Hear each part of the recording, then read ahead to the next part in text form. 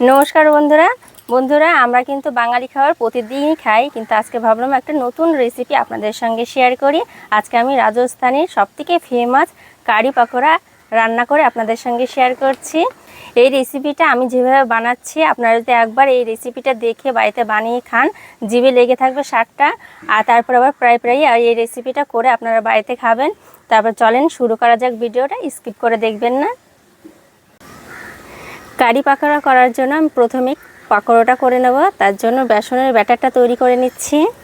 এখানে আমি 250 গ্রাম বেসন নিয়েছি, অর্ধেকটা ঢেলে নেব। আর এই অর্ধেকটাও কিন্তু পরে লাগবে, আপনারা তার জন্য পুরো ভিডিওটা দেখতে থাকেন। 250 গ্রাম বেসন থেকে আমি অর্ধেকটা বেসন নিয়েছি। এখন এর মধ্যে দিয়ে দিচ্ছি লবণ, হলুদ গুঁড়ো আর শুকনো লঙ্কার গুঁড়ো।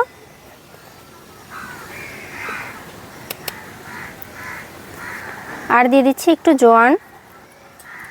শুকনো উপকরণগুলো মিশিয়ে নিচ্ছি। মেশানো হয়ে গেল, এখন জল দিয়ে একটা ব্যাটার তৈরি করে নেব।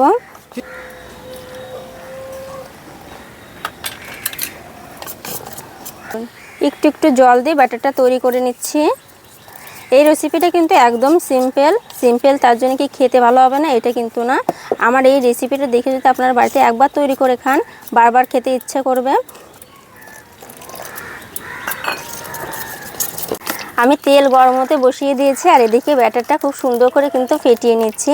যত ভালো করে ফেটানো যাবে তত বড়াগুলো সফট হবে, খেতে ভালো লাগবে।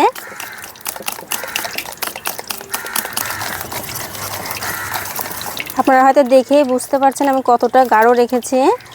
বন্ধুরা বেসনের ব্যাটারটা আমার মনে হলো যে একটু পাতলা হয়েছে, তার জন্য আর একটু বেসন দিয়ে হাত দিয়ে ভালো করে ফেটিয়ে নিলাম। এখন পকোড়াগুলো ভেজে নেব। ভেজে নিচ্ছি। বন্ধুরা আমার রান্না করার পদ্ধতিটা আপনাদের কেমন লাগে অবশ্যই কিন্তু কমেন্টে জানাবেন।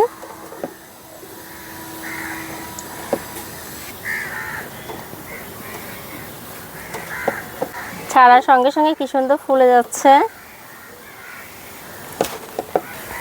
বেশি লাল করে ভাজার প্রয়োজন নেই, হালকা ভাজলেই হয়ে যাবে। দেখেন কত সুন্দর ফুলকো ফুলকো হয়েছে।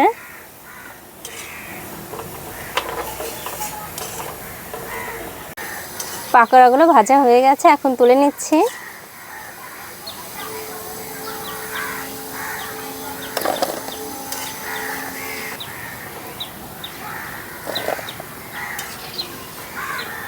বন্ধুরা কারির পকোড়াটা তো তৈরি করে নিলাম, এখন কারিটা তৈরি করে নিই, আপনারা দেখতে থাকেন। কিন্তু অর্ধেক বাটি বেসন রেখে দিয়েছিলাম, সেই অর্ধেক বাটি বেসনটা এখন ঢেলে দিচ্ছি একটা পাত্রে।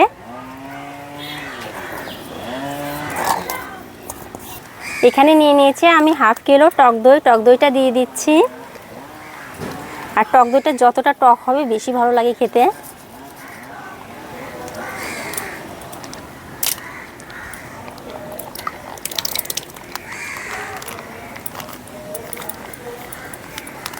দইটা দিয়ে দেওয়ার পরে আমি দিয়ে দিচ্ছি লবণ, হলুদ আর শুকনো লঙ্কার গুঁড়ো। সব কিছু পরিমাপ মতন দিয়ে দিবেন। ভালো করে মিক্সড করে নেব যাতে বেসনে কোনো বাবলস না থেকে যায়। খুব সুন্দর করে কিন্তু ফেটিয়ে নিয়েছি। এখন আমি এর মধ্যে দিয়ে দিচ্ছি জল।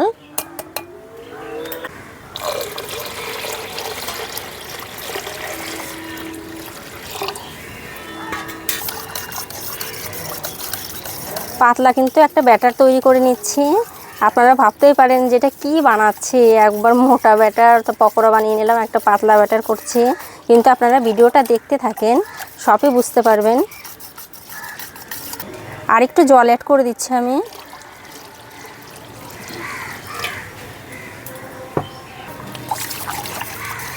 আর একবার ভালো করে ফ্যাট করে নিচ্ছি।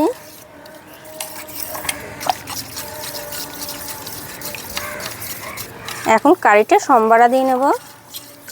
কারিটা সম্বারা দেওয়ার জন্য বড় একটা পাত্র নিয়ে নিয়েছি। আমি যে কড়াইতে রান্না করি কড়াইটা কিন্তু ছোট হয়ে যাবে, তার জন্য বড় একটা পাত্রেতে আমি রান্নাটা করে নিচ্ছি।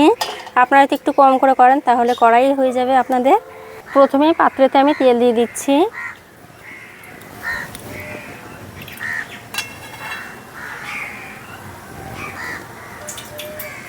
2 চামচ তেল দিয়ে দিলাম। এখন সম্বারটা দিয়ে নিই। সম্বারের মধ্যে যে উপকরণগুলো দেবো সেই উপকরণগুলো আপনাদের একটু দেখিয়ে দিই। মেথি, কারি পাতা, শুকনো লঙ্কা, গোটা ধনে আর আদা বাটা। শুকনো লঙ্কা, মেথি, গোটা ধনে আর কারি পাতা দিয়ে দিচ্ছি।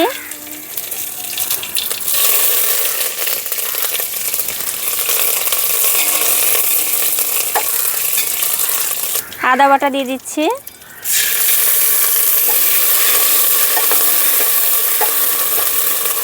একটু ভাজা ভাজা করে দিয়ে দিচ্ছি হিং। হিংটা একটু পরে দিব, না হলে পুড়ে যাবে। হিংটা একটু বেশি দিলে পরে কিন্তু ভালো লাগে খেতে। হিংটা দিয়ে বেশি ভাজার প্রয়োজন নেই। তৈরি করা রাখা ঘোলটা দিয়ে দিচ্ছি।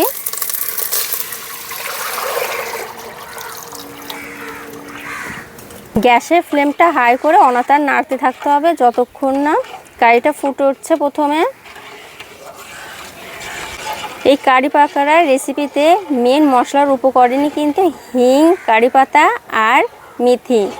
এইগুলো না দিলে কিন্তু কারি পাকোড়াটা সম্পূর্ণ তৈরি হতে পারবে না, আর টেস্টটাও ভালো আসবে না। দিতেই হবে এই উপকরণগুলো। কারিটা প্রথমবার ফুটে উঠেছে, তাই এখন আর অত নাড়াচাড়া করতে হবে না। বন্ধুরা, কতটা কারি ছিল আর ফোটাতে ফোটাতে কতটুকু হয়ে গেছে দেখেন। আরও ফুটবে, আরও কমিয়ে যাবে। আর এই কারি যতটা কমবে ততটাই কিন্তু খেতে ভালো লাগবে। এটা কারি পাকোড়া যত কাড়বেন, মানে যত ফুটিয়ে অল্প করে নেবেন ততটাই খেতে ভালো লাগবে। আরও 5 মিনিটের মতন হাই ফ্লেমে ফুটিয়ে নেব, তারপরে ফিরে আসছি। আমি 5 মিনিট বলে 6-7 মিনিট কিন্তু ফুটিয়ে নিয়েছি। আর যদি আরও ফোটানো যায় কিন্তু আরও ভালো লাগবে খেতে। এখন আমি পকোড়াগুলো দিয়ে দিচ্ছি।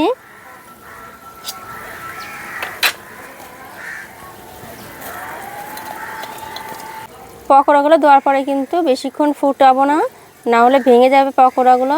আর এই পকোড়াতে কিন্তু অনেকটা কারি চুষে নেবে, আর তখন একদম সফট হয়ে যাবে। পকোড়াগুলো দেওয়ার পরে আমি 2 মিনিটের মতন ফুটিয়ে নিয়েছি। এখন নামিয়ে দিচ্ছি। দাঁড়ান, কোথায় যাচ্ছেন? এখনও ফাইনাল টাচ বাকি আছে। এখন আমি রাজস্থানি স্টাইলে একটা তড়কা বানিয়ে নেব। তড়কাটা আমি কারি পাকোড়াতে দিব। তার জন্য একটা বড় হাতার মধ্যে কিছুটা ঘি নিয়ে নিয়েছি। এই ঘির মধ্যে আমি দিয়ে দিচ্ছি 2টো শুকনো লঙ্কা। শুকনো লঙ্কা 2টা খুব সুন্দর করে ভেজে নিয়েছি। এখন এর মধ্যে আমি দিয়ে দিচ্ছি শুকনো লঙ্কার গুঁড়ো।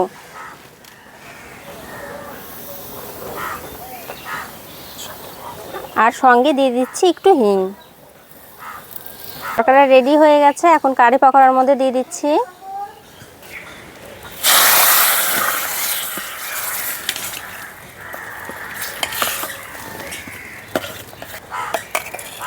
তরকারিটা দেওয়ার পরে কিন্তু খুব সুন্দর একটা সেন্ট বেরিয়েছে।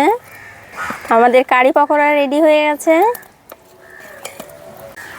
তো বন্ধুরা, এই কারি পাকোড়ার রেসিপিটা আপনাদের কেমন লাগলো অবশ্যই কিন্তু কমেন্টে জানাবেন। আর এরকম নতুন নতুন রেসিপি পেতে আমার চ্যানেলটাকে সাবস্ক্রাইব করে রাখবেন। ধন্যবাদ।